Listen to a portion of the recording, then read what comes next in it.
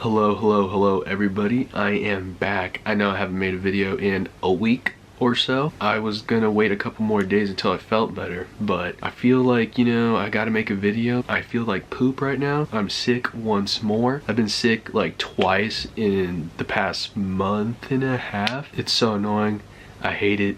But today I'm here to talk about October, because it is October. Albums with October vibes. Pretty simple concept. I'm just gonna talk about some albums that give me that overall October feeling. And yeah, I already made a TikTok about this. If you're seeing this video, you're probably like, WTF, I've already seen this. But I'm gonna add a couple more albums onto this list. And yeah, let's get started right now. October vibes. Albums with October vibes. Okay, so the first album on my list is an album I've talked about before, but not too many times. I think I talked about it early on during this channel, like a year ago or something.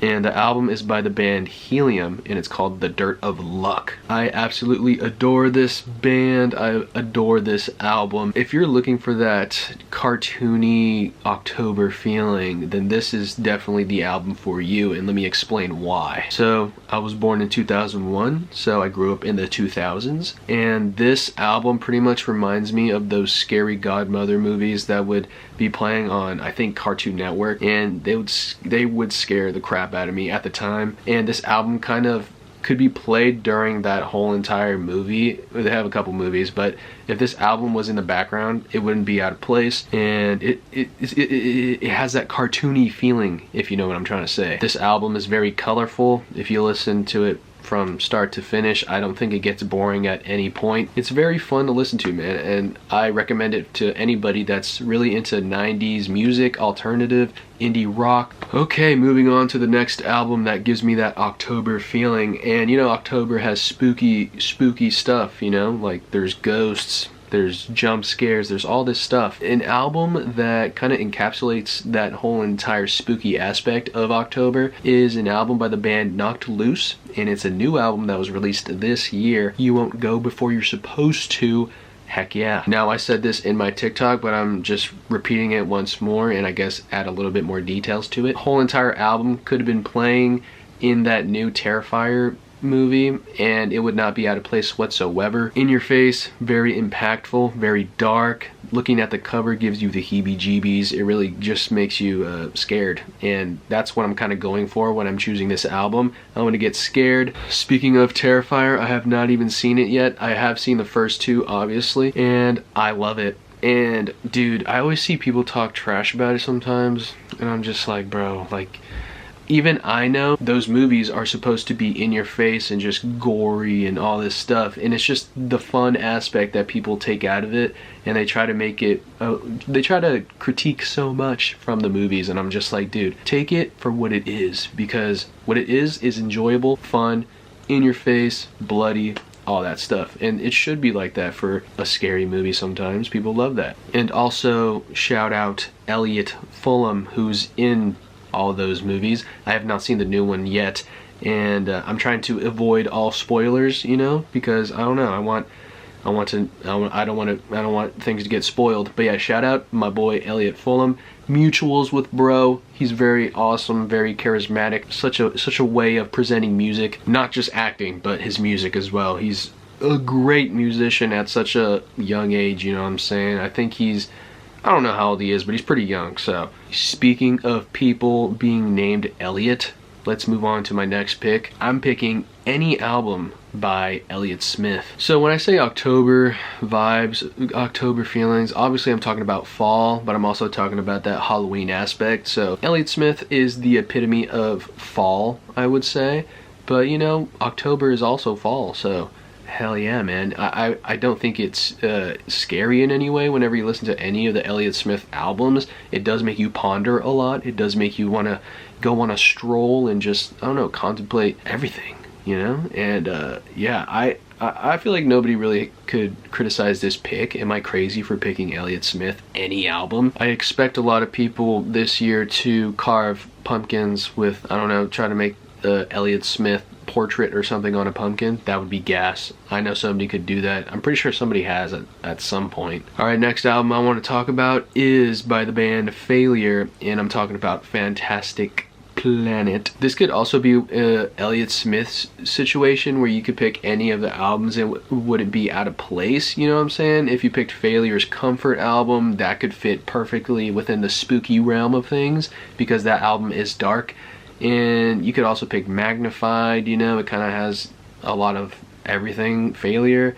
But I'm going with Fantastic Planet, even if it's boring. Not that the album is boring, but even if that's a boring pick of an album, I'm picking it because it's classic astronauts. In Halloween, you always see a bunch of people dress up as astronauts, so that kind of gives me that whole entire vibe. And within the album, they create this setting of being in space. You could be on whatever planet.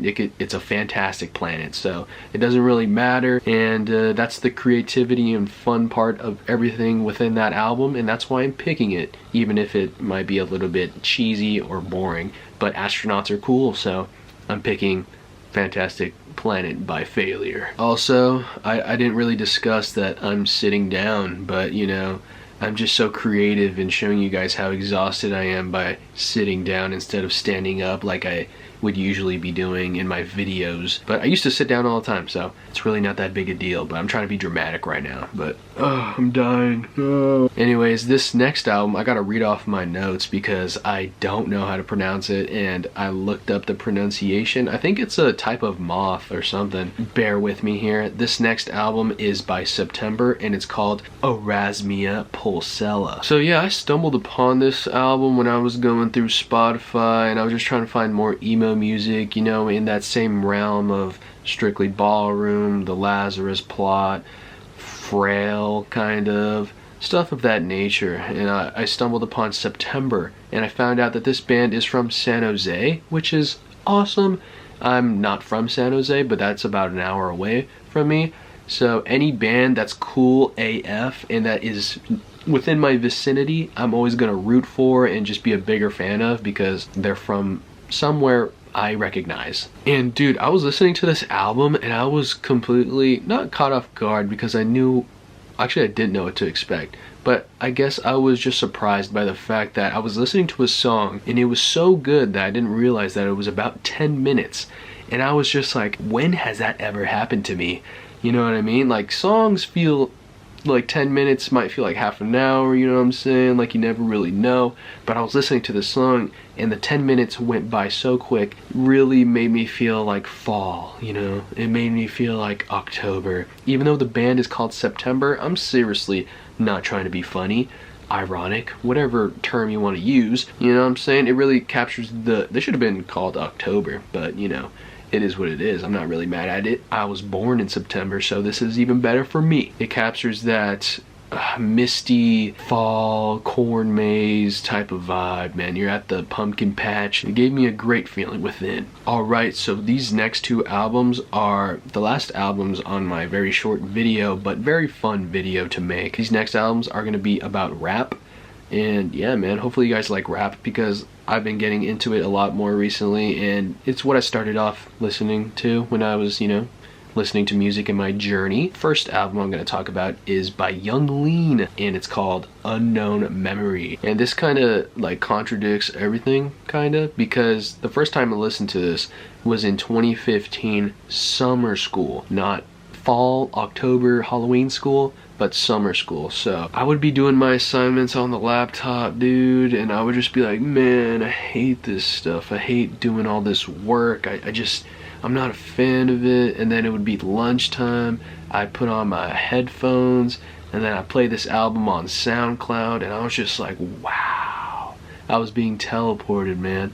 I really was. The song that I would always play would be the song Lean World, and dude, oh my god, it was just speaking to me at that time period. I don't know what was going on within my life, and to this day is still my favorite Young Lean song. I don't know why I was listening to it. I don't remember how I stumbled upon listening to Young Lean and all that stuff, because dude, at that time I wasn't really looking for underground. I was kind of stupid, so not stupid, but I didn't know how to find new music. So I would only listen to the mainstream stuff that was happening during that time period in my early freshman years of high school. And yeah, that kind of opened, I guess, the gateway to me finding these other SoundCloud rappers. And now I'm really thinking about that right now, because I never really thought about it till right now. Hell yeah, I guess Young Lean is an inspiration for wanting to find new music, not just in rap, but in bands today. And the final album that I want to talk about is by a rapper that I've been getting into recently, and a rapper I heard about a lot before I kind of fell off the rap game, the SoundCloud rap game. And I'm talking about Sematary's album Rainbow Bridge from 2019. I know, looking at the album cover of this album, it kind of gives you more summer or spring vibes, because there's a rainbow, there's a clear blue sky, and a person, Sematary, vibing in the middle of it. So it kind of gives you, I don't know, maybe a different vibe. But when I listen to the album, I'm totally thinking of the same thing with Young Lean, when I was listening to stuff like Lil Peep. Lil Peep was always a big fall music type of vibe, you know what I'm saying? Sematary and Haunted Mound I'm still getting into right now, and I will say that Ghost Mountain coming back to make music has brought me back into wanting to learn more about rappers and all this music, because it gave me that feeling again that I felt kind of like how I felt with To Hollis, but a little bit different. Stuff like Ghost Mountain, stuff like Sematary definitely reminds me of more Lil Peep days, more 2015, 2014, 16 SoundCloud era that I kind of grew up in a little bit, you know what I'm saying? It reminded me of that so much, and that excites me, you know what I'm saying? I love music like that, because there's a bunch of different influences within the music, and you can tell that whoever's making the music, like Sematary, is having fun and they believe in it, and it's just people having a good time. And that's what I miss about this whole entire thing, man, with like rap in general. I feel like it just became more of like a status thing instead of trying to make music that people, you know, would enjoy. I don't know how to describe it, but it doesn't feel the same, you know what I'm saying? Ghost Mountain, Sematary, Haunted Mound, I'm still trying to learn everybody within that whole entire group. You know, I'm trying to listen to more stuff. It brought back that feeling for sure, dude. Yeah, I was a big Lil Peep guy. Freaking, I have a couple magazines, or one magazine over there with him on it. And looking back, dude, I know I'm like totally not talking about this album right now, but I remember just like when he was 21 and he died, like I'm 23 right now, dude. If I like died 2 years ago, like that's crazy, bro. That's crazy. Bro was so young. And I remember being a teenager